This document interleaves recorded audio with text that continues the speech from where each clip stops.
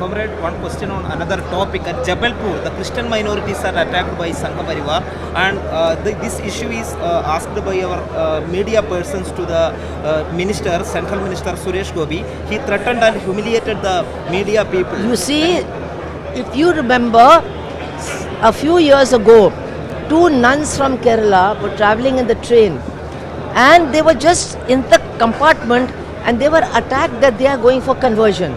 They were taken off the train, they were kept in the police station at the station, and only when people arrived there to help them, they could be released. So everywhere Sangh Parivar is attacking Muslims and Christians also. They are also continuously blackening the name of the Sardar community.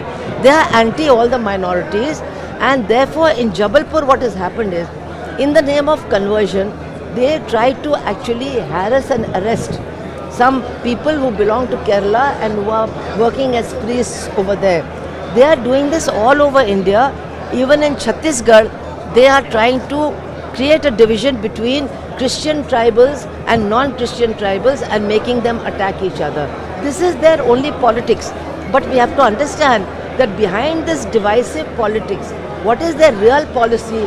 Their real policy is to promote the corporates, to hand over the entire natural resources and wealth of this country to the corporates, and to take away the rights of all the workers, peasants, farmers, women, Dalits, Adivasis, minorities and all the poor people.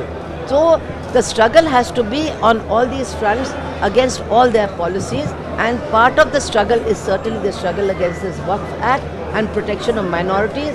That is one part of the struggle. Another part of the struggle you will see when there's a general strike of the working class against the fact that they have brought the new labor code taking away all the rights of the working class.